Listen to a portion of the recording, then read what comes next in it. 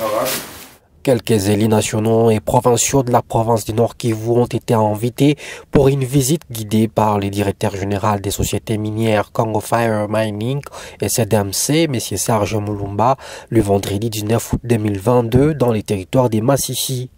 Après des explications fournies par ces derniers, ces élus ont été intéressés surtout par les aspects de la création de l'emploi pour les jeunes, les conditions des droits humains respectées, ainsi que les projets à impact direct sur les communautés, notamment dans les Massissi par ces sociétés minières. Et je me sens complètement en famille parce que j'ai l'honorable député ici il y a plus d'une décennie. Il a vu comment nous avons commencé, comment nous nous battions pour que les minéraux de la RDC aient accès au marché international. Pendant que l'honorable Prince et moi on se croise à Paris plusieurs fois pour discuter de cette question des minéraux du sang et changer. Donc c'est cette opinion négative.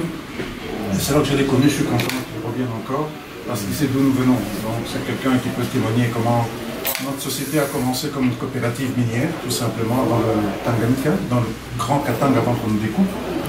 Et c'est nous qui avions l'honneur d'exporter le premier conteneur de coltan conflit-free sans conflit, qui est parti et qui a atterri dans les téléphones de Motorola, de Intel et de HP. Et on était ensemble en train de nous bagarrer sur la situation qui prévalait ici. Et au fil des années, nous nous sommes dit, bon, on ne va pas rester coopérative, on va faire des entités de traitement. On en a fait 3, l'une dans le Tanganyika, l'autre dans le Sud Kivu, et celle-ci ici, dont M. Mouzon, lui, il est le directeur régional donc, de toute notre production ici au niveau du Nord Kivu. Et on ne s'est pas arrêté là, on s'est dit, bon, il faudrait qu'on aille à l'industrialisation parce que c'était ça notre projet. Et nous y sommes arrivés. En 2020, on a signé un contrat de joint venture. Nous sommes la seule et unique société congolaise qui a pu décrocher dans la compétition, mais il a plu à Dieu que nous puissions avoir cette joint venture pour laquelle on a créé une nouvelle société qui s'appelle Congo Fire Mining. Là que vous avez été, donc vous n'êtes pas perdu, donc vous étiez encore à la maman de CDMC, dans laquelle CDMC, cette société, a 70% de part, et l'État congolais, à travers Sakim, ils ont 30% de part. Alors nous nous sommes dit qu'il faudrait absolument, parce qu'on vient de terminer le travail sur le cahier des charges. Alors quand j'étais avec l'honorable Mufula, alors j'ai dit non, c'est très important que nous ayons langue aussi, et qu'on communique encore avec les gens sur place. Nous sommes ici à Goma. C'est bien parce que l'entreprise utilise beaucoup plus les jeunes. Vous allez voir, même quand vous allez circuler ici, ce sont les jeunes qu'on privilégie. Donc même dans les recrutements, on essaie de voir un certain âge. Et puis, que ce soit les autochtones, ça signifie comme nous sommes ici, on a pris des jeunes gens d'ici. Dans le massif, je crois qu'il a pris des gens qui sont dans le massif, c'est en train de travailler là-bas. Donc c'est ça la politique afin de changer les choses, pas comme on les a faites avant. Et aujourd'hui, on a des blocages à un autre niveau maintenant, ces blocages qui viennent de l'intérieur de la nation. Et c'est là que je voudrais que les députés que vous êtes notre voix, que vous puissiez regarder ce que nous faisons ici en petit, ce que nous avons fait dans le Tanganyika, et notre projet, il vous sera présenté aussi pour le Massissi. Je vous remercie. Merci. Cette délégation, conduite par le député national Josué Mufula, était composée des députés Ayobangira Safari, Prince Kiangi, Bouradi Sambuka Filemon et des Soukisana Yambagé, Claude Rougo et Gilles Ngeleza, tous jeunes notables de la province du Nord Kivu. Pour cette délégation, ces genres d'entrepreneurs nationaux méritent bien d'être soutenus par l'État congolais pour relever les secteurs miniers. Voilà. Mais s'il y a des Congolais qui petit à petit s'adonnent à cette activité et arrivent à l'industrialisation, à industrialiser le secteur, je crois que ça mérite l'accompagnement de tout ce qui est le Congo. Donc nous avons cette obligation du prix, surtout en appréciant cette approche d'inviter les gens, parler aux gens. Voilà, je suis ici, voilà ce que je vais devoir faire, je fais ça, je fais ça. Ici, vous avez des commentaires, apportez des commentaires. Et c'est comme ça que nous avons commencé même à travailler avec l'honorable Martin Kabouya, qui est arrivé avec Kibarami. C'est vrai, il m'a saisi, je l'ai accompagné, on est parti à l'hôpital. Nous avons parlé à la communauté, j'ai expliqué à la communauté, voilà un autre modèle que nous pouvons accompagner. Et jusque-là, ça évolue bien. C'est de cette manière que vous voulez aussi commencer. Je crois que c'est appréciable. Mais insister, comme l'honorable l'a si bien dit, insister sur l'impact que votre projet aura sur il faut que l'on arrive dans le Massissi, que l'on trouve Massissi a changé. L'image de Massissi a changé. Sur le plan d'abord habitat, quand on y arrive, on trouve que l'habitat a sérieusement changé. C'est déjà ce qu'on a un beau courant là-bas aujourd'hui, on assiste avec toi. Ouais. Il y a un beau courant. Alors, tu peux faire fonctionner vos machines ici. C'est important. Donc, c'est là, vous allégez les négociants. Au lieu de payer le transport sans espoir, au moins là, il est assuré.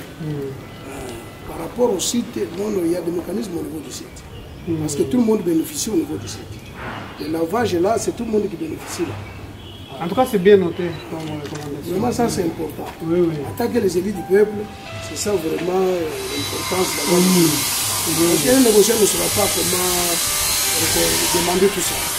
Quand un élite visite, il faut qu'il y ait des retombées. On ne visite pas pour visiter, on visite pour avoir les résultats. Tout à fait. Quand une élite donne une recommandation, il faut tenir compte. Oui, oui, oui. Parce qu'ils sont nombreux qui se plaignent. Ils disent, oui, j'ai fait tous ces voyages, j'arrive à Goma, même il arrive de moments où on leur dit, bon, la ténère n'a pas été celle à laquelle tu pensais. Il se dit, est-ce qu'on ne m'a pas trompé ici vraiment? Et donc il rentre avec beaucoup trop de doutes et puis il se dit, non, nous n'avons pas de partenaire en qui on peut donner confiance. Et pourtant, c'est ça la réalité. Mais lui ne saura pas que bon, tu as amené tous les déchets que tu ne devais pas amener. Mais aussi, c'est parce qu'il n'avait pas de moyens de tout laisser là. Parce qu'il croyait que c'est les bons. Et pourtant, ce n'était pas le cas. Et donc, vous pouvez prendre tout le temps de réfléchir. Tout à fait. Comment on peut résoudre la question. Essayez d'expliquer sa question. La mesure avec laquelle nous sommes les partenaires. Parce qu'ils font le même travail aussi dans ça. Maintenant, il y a un moyen comme après tout le partenariat pour leur payer quelque chose. Ils ont des commissions. Il y a un moyen de leur demander aussi, en tant que partenaire, de contre-vérifier si réellement ces minerais viennent de telle mine. Parce qu'à ma connaissance, on peut savoir, on analyse les minerais, on peut savoir que ces minerais viennent de Masisi et de Malkale. Avec les spectromètres, on peut savoir réellement ça vient de quelle zone. Est-ce qu'eux aussi, ils ont une mine, ils en ont une petite. Est-ce qu'il y a moyen de prouver à travers vos contacts, savoir non, on va prendre un jour un cabinet international, testons un minerai, un produit, soi-disant il est fini, qu'on amène l'échantillon, parce qu'ils en ont, hein.